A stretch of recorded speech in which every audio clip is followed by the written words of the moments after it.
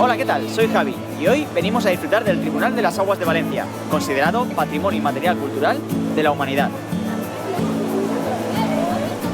El Tribunal de las Aguas de la Vega de Valencia, más conocido como Tribunal de las Aguas, es, sin duda alguna, la más antigua de las instituciones de justicia existentes en Europa, lo que lo ha convertido en Patrimonio Inmaterial de la Humanidad.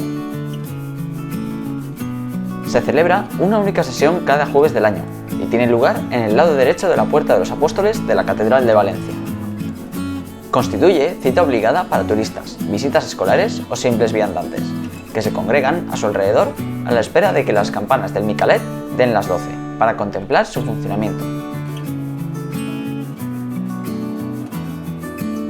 Este acto está formado por un representante de cada una de las comunidades de regantes que forman parte.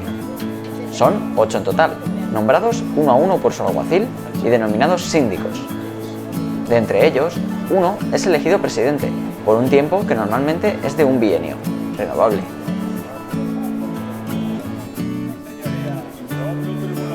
No debemos llegar a la errónea conclusión de que se trata de un organismo folclórico e inoperante, que la tradición nos ha legado, pues tras esa sencillez y simplicidad de funcionamiento se esconde un modelo de justicia que el hombre de la huerta ha respetado en una milenaria institución que ha sobrevivido a todas las reformas legislativas.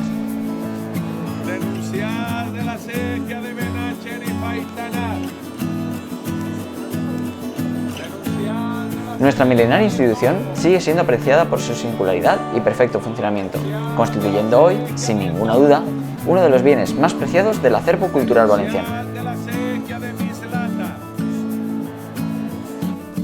Por estas y otras razones, el Tribunal de las Aguas fue declarado Patrimonio Cultural Inmaterial de la Humanidad en el año 2009.